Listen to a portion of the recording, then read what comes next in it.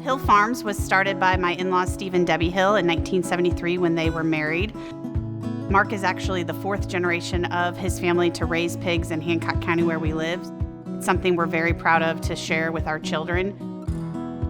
We are a farrow to finish farm, which means the pigs are born here on our family farm and raised all the way until they go to market, which is about 6 months of age.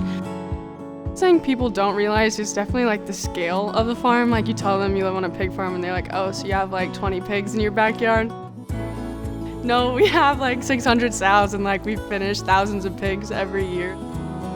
Taking care of our pigs is the top priority on our farm each and every day because we want to make sure that we're raising healthy pigs that then ultimately become safe and nutritious pork for my family and everyone else's family to eat. And so each decision we make, whether it's to vaccinate a pig or what we're going to feed them, is with that in mind.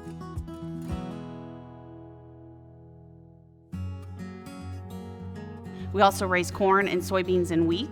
That's always a constant process. During the spring, we're very busy planting those crops.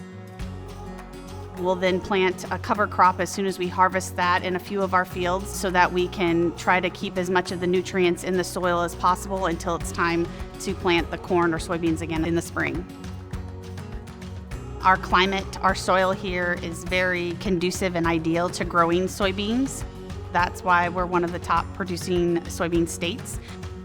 We are able to do our beans through no-till, which means we don't have to till up the ground before we plant. Ideally, we will plant corn 1 year, and then that corn stalks are still kind of there in the field, what's left after the combine goes through, and we can plant the soybeans right on top of that. Livestock producers are a huge consumer of the soybeans that are produced here. We personally have a huge need for soybean meal, which comes from soybeans. I think what's cool about them is we raise them and then they'll go to a plant, but they come back so we can feed it to the pigs. So it's like a whole cycle that everything comes back to the farm and into the pigs.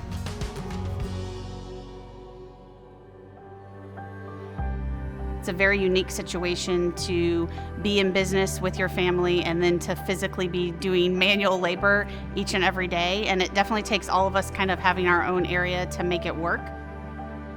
You can't really go many places and be like, yeah, I get to work with my dad and grandpa 3 or 4 generations in one place. That's probably one of the most special things about it. Farmers, they just care so much about the environment and about people. There's so many sacrifices and they wouldn't do that if feeding America and doing all these things wasn't like their #1 priority. You can trust your farmers. We care about our animals, we care about our crops. Feeding people is the most important thing for us to do, and this is also the food that our family eats, and nothing's more important than that.